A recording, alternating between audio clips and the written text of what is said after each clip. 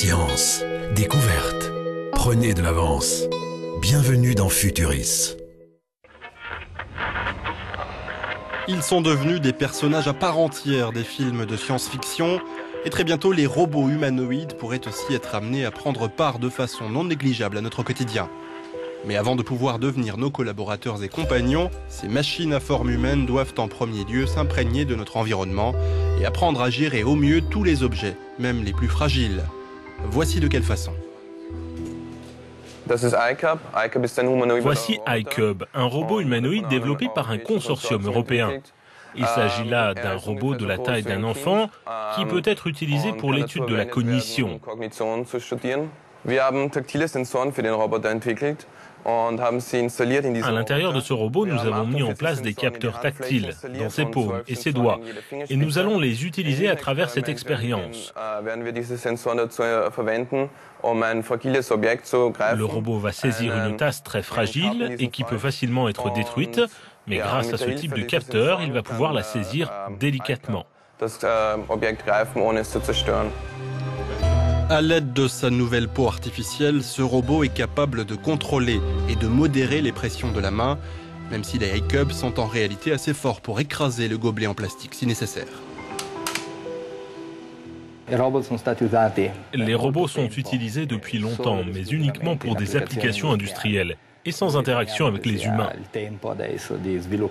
Nous estimons désormais qu'il est grand temps de penser à des robots qui peuvent interagir avec les humains pour différents types de tâches dans lesquelles le rôle des hommes et des robots puisse être de la même importance, dans l'environnement domestique par exemple, ou pour des opérations thérapeutiques.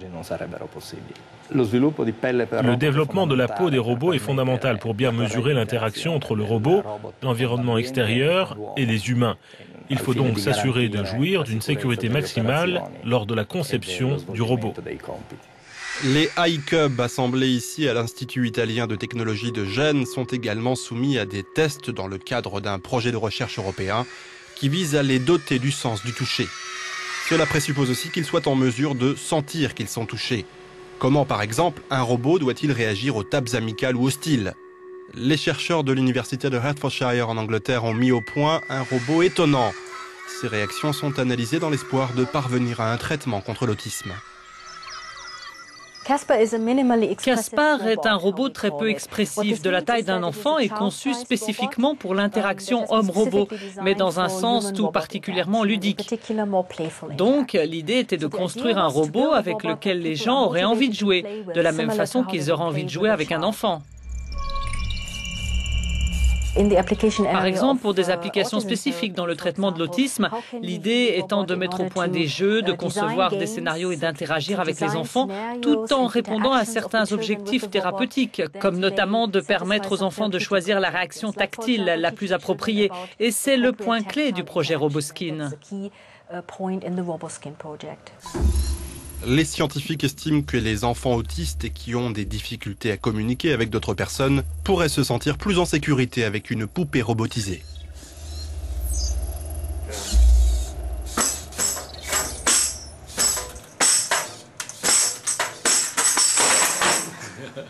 Nous voulons faire en sorte que Caspar suscite tel ou tel comportement tactile spécifique chez les enfants.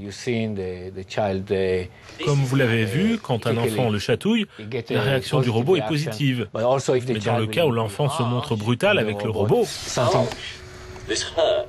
cela pourrait le dissuader de recommencer. Des réactions aussi naturelles au contact physique sont déclenchées par des patchs sensoriels installés sous les vêtements et la peau de Caspar. Des capteurs souples et flexibles sont raccordés à l'ordinateur qui interprète constamment les différentiels de pression et initie une série de réponses.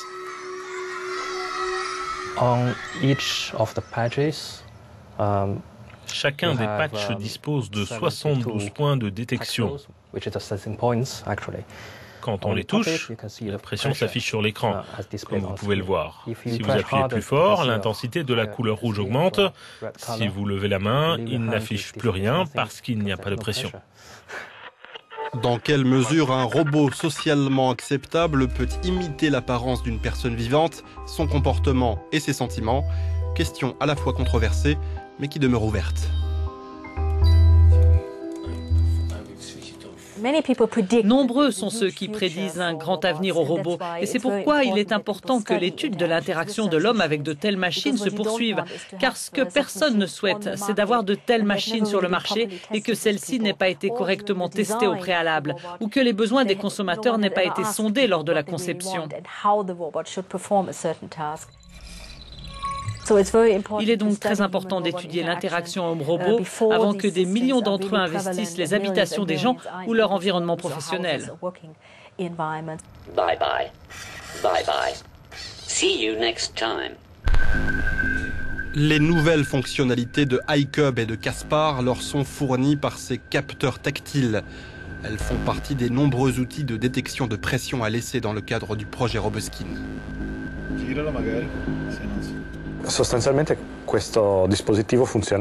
Cet appareil fonctionne de la même façon que les écrans tactiles des téléphones portables. La seule différence notable, c'est que nous l'avons transformé en quelque chose de flexible, car il doit pouvoir s'adapter à la surface du robot. Nous avons utilisé un ensemble de capteurs capables de mesurer la pression exercée sur eux. Les mailles de détection triangulaire mises au point à l'ITI peuvent être facilement collées sur de larges parties de la surface du robot. Recouverts de mousse de silicone, des capteurs spécifiques mesurent la différence lorsque la fine couche change d'épaisseur en raison de la pression.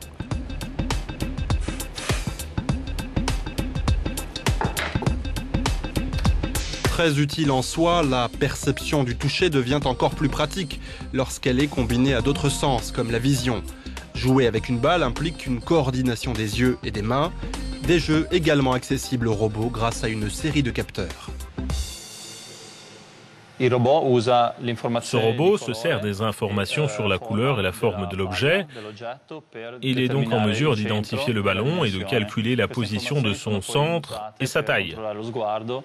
Grâce à cette information, il détermine alors la distance et dirige la main.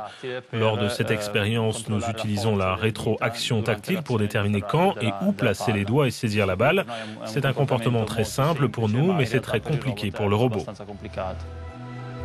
Il reste encore beaucoup de chemin à parcourir avant que la peau du robot n'en vienne à correspondre à celle ultra complexe dont est doté son maître, l'être humain.